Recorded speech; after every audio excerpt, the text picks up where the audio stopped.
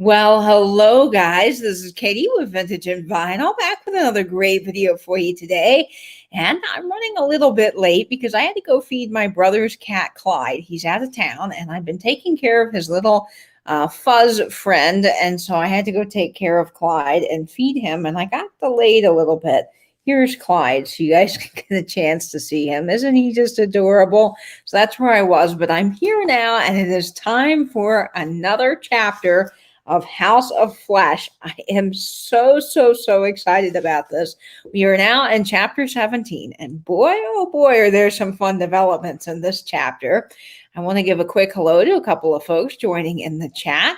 Peterson is here. Hello, Peterson. Barbie's joining us. Punk, Funk, and Junk. Yay, Barbie.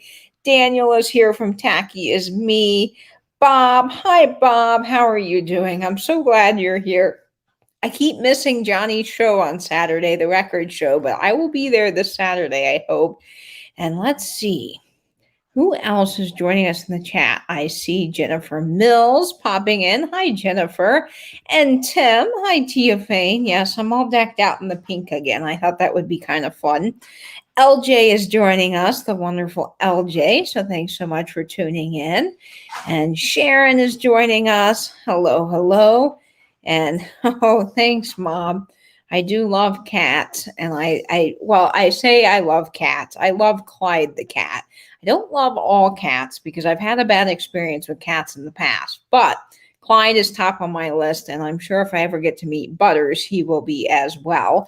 Hi, Joanne Johnson. Welcome to the chat. I'm so glad you guys are all tuning in.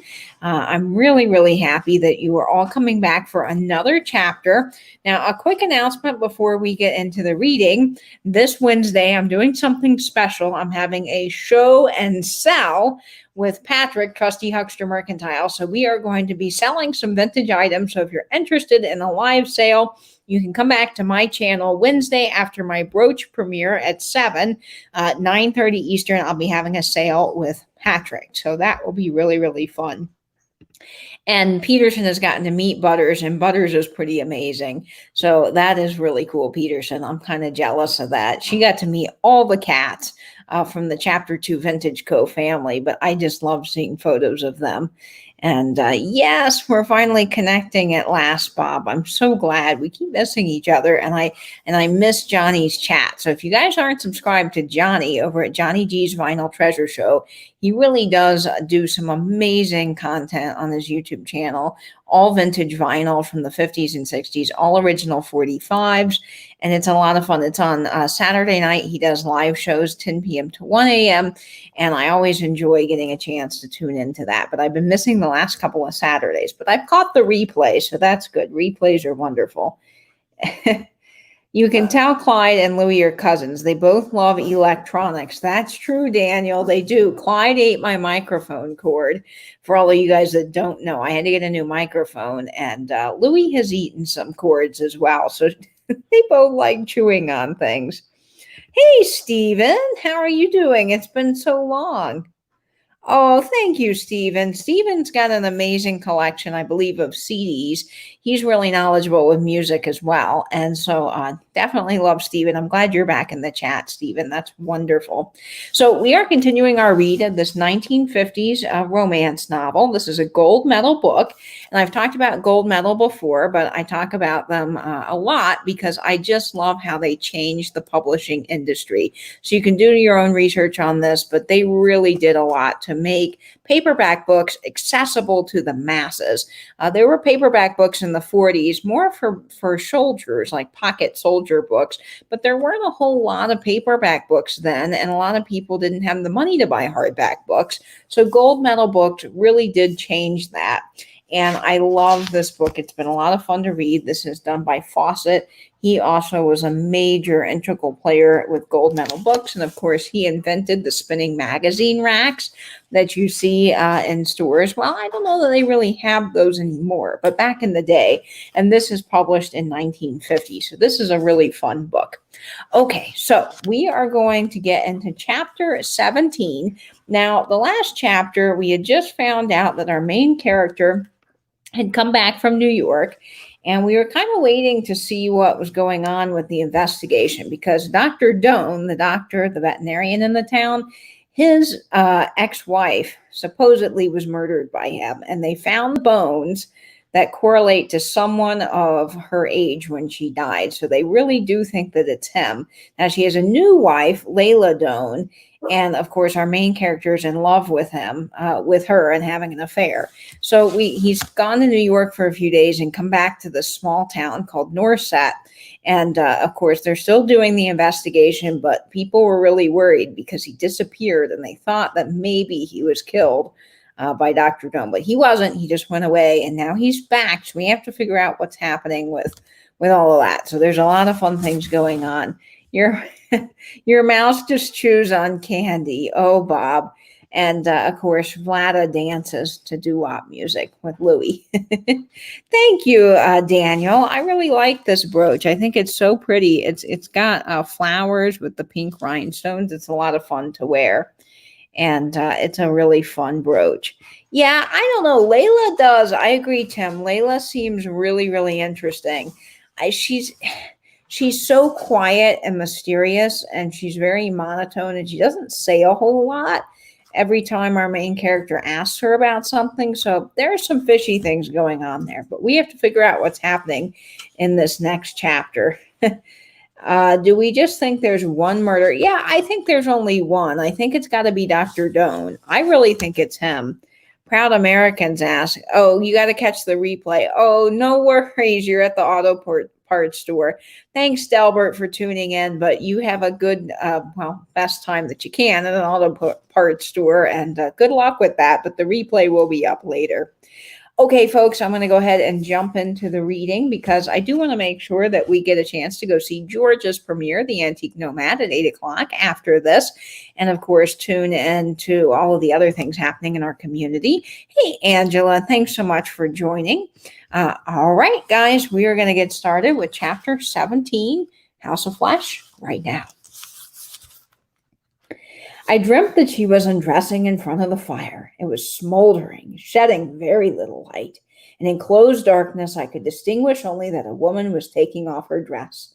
But there could be no doubt who she was, for of what other woman would I be dreaming, and what other woman would be undressing in my bungalow? Negligently she flung her dress onto the chair. She took up the prodder and poker and poked the fire. Flames rose gaily, crackling, scooping out of the deep shadow, and Layla Doan's high-cheeked, unpainted profile, and the curve of a bare shoulder, and the rich sweep of a hip and flank encased in silk that was so much whiter than the rest of her. She crouched on the hearth and was kindling the ignited logs, and she became wholly visible. The heat drove her back. She straightened and turned her face to the bed. And quickly I shut my eyes. It wasn't a dream. Realization came gradually with the languor of full awakening. She had slipped in as I slept and had pulled down the shades and had put a match to the fire she had built last night. She hadn't awakened me because she wouldn't want to do that in her own time and in her own way, first setting the scene with firelight and then preparing herself, always making some kind of rite of it. I lay pretending to sleep, in blood-pounding expectancy. There were 2 small thumps, the second almost overlapping the first. Her shoes kicked off. After that, no sounds but sparks spitting. What was delaying her? I raised my eyes halfway and looked through the lashes. 2 bits of white silk had been flung carelessly on the knitted green dress. She had worn no stockings this time. As leisurely as if she were alone in her own room, she was removing pins from her hair. The dancing flames threw flickering, voluptuous radiance over her and turned her tan skin to gold. She tossed her head and black hair and cascaded to her shoulders where it shimmered with dark lights. Sensuously, she ran her hands over her breasts and around down to her hips, and I knew that now she would take no longer any more time. Almost before I closed my eyes again, she was with me, her mouth spreading moistly over mine, her hands and body urgent, the play completely hers, believing that she was taking me in my sleep, or in waking to the discovery of her, leaving me no role but clinging to compliance, to her quick and grasping fury. Almost at once it seemed she was though with me, away from me, lying in panting lassitude, with only our contact feet against my leg. After a while, I said, "When does it stop being a game with variations?" Layla's flickering half smile was directed at the ceiling. "Well, didn't you like it?" "Too much, maybe, Layla. It can't go on like this." "Do you want it to stop?" "I want you all the time. I want you to marry me." "Well, I already have a husband." I propped myself up on the pillow, and firelight accentuated the womanness of her. I said, "You can't keep having us both." Her reply was typical. There's no reply except as a commitment for the moment or the hour, and it continued no words. She turned to me and pressed me down on my back and lay snuggled with her cheek on my chest and her unhampered hair in my face. "We haven't much time tonight," she said. "I'll have to leave in a few minutes." I could just about make out the clock on the chest of drawers. It was a few minutes after 1 a.m. "Why did you come here so late?" I asked. "We were already asleep when Kenneth got a phone call. A mare was having trouble giving birth. He left at once. It's 12 miles. He may be back at any time or may be gone all night." "And you dressed and walked here?" "I had to after last night. Kenneth was playing poker." "But where were you?" "In New York." "Oh, and I wanted you.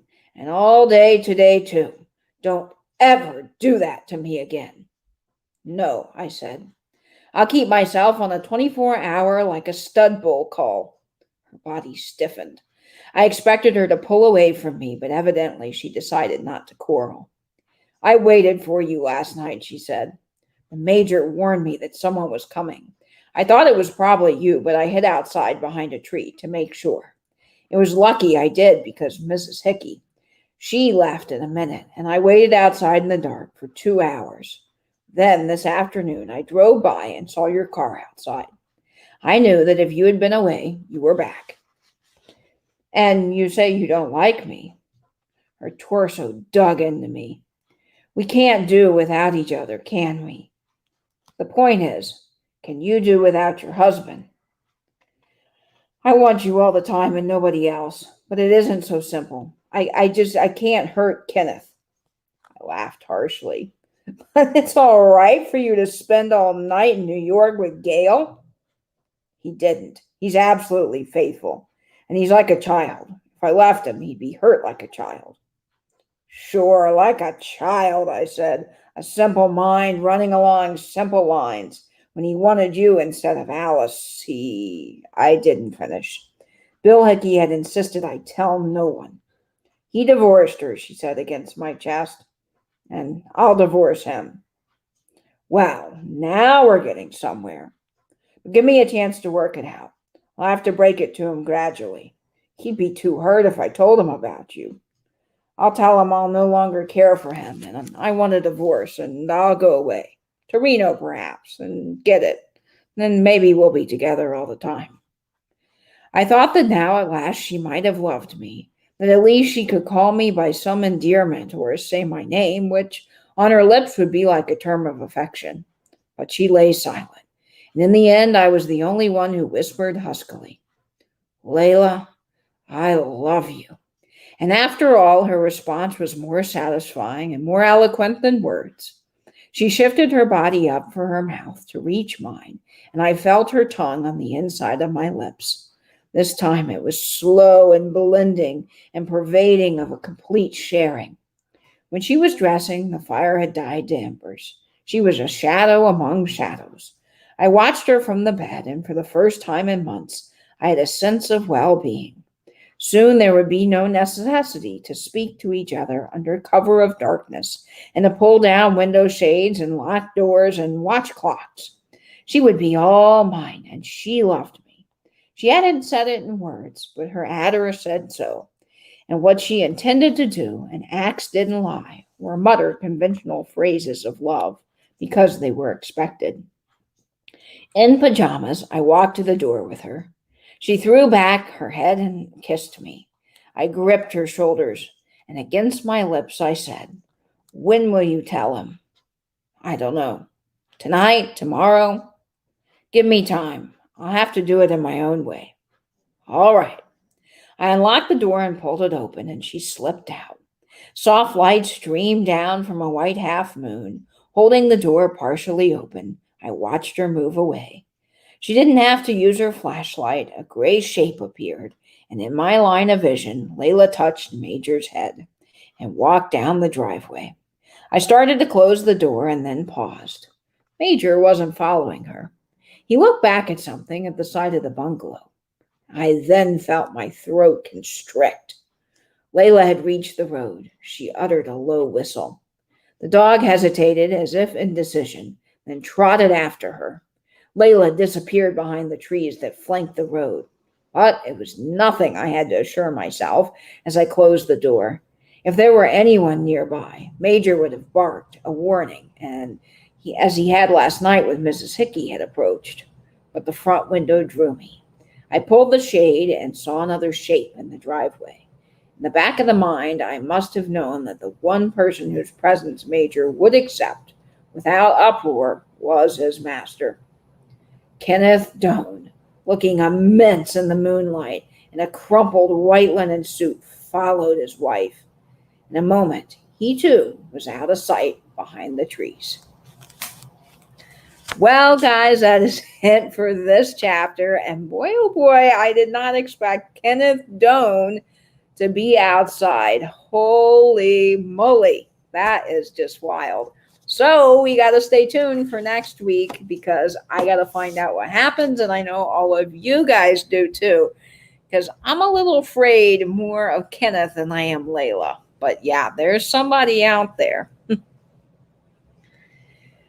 Okay, let's see. What do we have in the chat here? Yeah, already getting naked. There's a lot of naked scenes in this book. Yeah, oh my. Moistly, yeah. That's a word that I don't usually like, but in the context of this book, it makes a lot of sense. Yeah, pretty steamy. I mean, imagine reading this in the 50s. Now, there were a lot of things going on in the 50s. If you do some research, I mean, there were some pretty wild parties and wife swapping and all kinds of things that you can research. I mean, the 50s isn't as tame as we like to think it was. I think a lot of times we think of the 50s as being this, sweet little time where everyone was, kind of goody-goody, but that's not entirely true. So this book is really interesting, and I like the element of learning what was in a book from the 50s, And of course, this is very tame compared to today's standards, but it's fun to read, so I'm enjoying that. Yeah, I think she's afraid of her husband because I think she knows that her husband murdered his ex-wife. I think there's something to that. Yep, she's gonna knock him off. That's right. I think he's gonna be gone. That, or of course, our main character is gonna get killed. But we have to see. Vlada is still working on the musical. Oh, good, Bob. We have to get a musical of House of Flesh. This should be a stage show. It's so good. Yeah. Yeah, I mean, it's hard to read this sometimes straight faced, but it's fun. And I was really glad to discover this with you. This is just such a cool book, and I'm really glad I picked it up. We will be continuing more books after this book. I have a whole bunch of gold medal books, and I think it's really fun to learn what is in these old books. And that's really why I'm doing this. Is, it's cool to see what was written in romance novels in the 50s. I just think that's fascinating to learn the history of gold medal and Fawcett Publishing, and just to read a fun book. So this is really, really cool. So thank you all for tuning in tonight. Let's see what time it is. It's 7:37. So I do want to make sure we get a chance to go to George's Hall, the Antique Nomad. Not Hall. He does a premiere at 8 o'clock Eastern. Uncle Professor George. He's amazing. So that's at 8 o'clock tonight. And then also Tim, and over the years, is having a sale at 8 o'clock as well with Josie and Ma Dukes. Great glass, great prices, great things to look forward to. But before we all go, I do want to show a little haul to you since you guys are all here. So you guys are going to get like a bonus haul. Today, I went to Eco Relics and I found some really, really cool things. And I just can't wait to share this. Hey, Jeannie, Norma Jean +1. I'm so glad that you are tuning in. I wanted to share this because this is just one of these amazing things that you don't ever expect to find in the wild. And then you do, and it's just amazing. Now, Fatbird Finds had one of these. They actually had the uranium glass version, but this is a Tea Berries gum display that I found today. This is from the 1920s or 30s. This is a store display, so the gum would have been stacked up on this display by the counter, and then it would have been sold that way. This is for Clark's Tea Berry Gum. But what's cool about this is it was only $5. Yes, $5. I almost have to repeat that multiple times to believe that that's true. Now, it does have some dinky donkers, as we all like to say, little issues here, but it's just so cool. This is going to go straight in my advertising collection. I just love this. I think this is amazing. So I was really pleased to find that today. That was a very exciting find. And then I got this. Now, I think this is amazing. This is an old advertising sign for Threadwell taps. And it says, "We stock Threadwell taps." And on the back, it said Threadwell of Greenfield. Now, this is a sign for mechanics taps. And I want to show you a picture of the taps that I found when I looked this up. So these are the original boxes, vintage Threadwell taps. And basically, you can see here, these little things have threads on the end, and this is a tap. So when you drill into metal or wood, it will leave threads at different sizes into your piece that you're working on. So that's what a tap is. And I thought this was pretty cool. It's just a small porcelain sign. It's not tin, I don't think. It's definitely like a porcelain, and it's just got some amazing lettering on it. And I love the way that they've done "We stock." Now, I don't know the age of this. It definitely has some age, so I've got to do some more research on Threadwell, but I love my hardware advertising, so that was a fun find. So I had to share those two things with you. And of course, my Tea Berry gum display, which is just amazing. I posted this over on Instagram. So another reason, if you're not following me over on Instagram, to go check me out at vintage_and_vinyl. So you got a lot of fun sneak peeks. And yes, it is a Steel Proud American. I have to say that. That was a real bargain. That was a great find. You missed it. You had to do a call. Oh, you can always go back and watch the end of it, Angela. Yes, you used to use taps back in your factory days. Cool, Daniel. That's awesome. Yeah, so that you can read both sides. Sides. That's exactly what I was thinking, Tim, is I need to find a way to hang this because it's a double side and each side is different. So I need to find a way to display it so it's not, this probably would have hung, I'm guessing, from a ceiling where it could have rotated like this, because I don't think they would have just done one side unless it had another hole at the bottom, and it clearly doesn't. Now, I cannot find any maker's mark on the sign, so I don't know where this was manufactured. A lot of Coca-Cola signs will have things at the bottom that will say, who manufactured the sign, or they'll have a number or something. I'm not exactly sure. I couldn't find anything like this online, but this is so cool. So I've got to find a way to hang it so that both sides display. Now, if this were a flange sign, I definitely could display both sides, because the way flanges work is it's got that flange where, it sticks out. But this is just a fun little round sign, so I was very excited. It is an original. It's not a reproduction, by the way. So that was fun. I was really glad to get that. And thank you, Peterson, for putting in my Instagram. I appreciate that. Well, guys, that is it for me today. We will continue next week. So if you're invested in this book, come back. It was a little bit delayed today, 7:15, but it will be at 7 o'clock every week. My brooch premiere is this Wednesday at 7 o'clock Eastern, and then come back for my sale with Patrick, Trusty Huckster Mercantile, at 9:30 p.m. Eastern. And that will be lots of fun. We'll have a great dual sale. And I hope, as always, that you guys will stay in, stay safe, and binge YouTube. And I'll see you around this evening. Thanks, guys. Bye bye.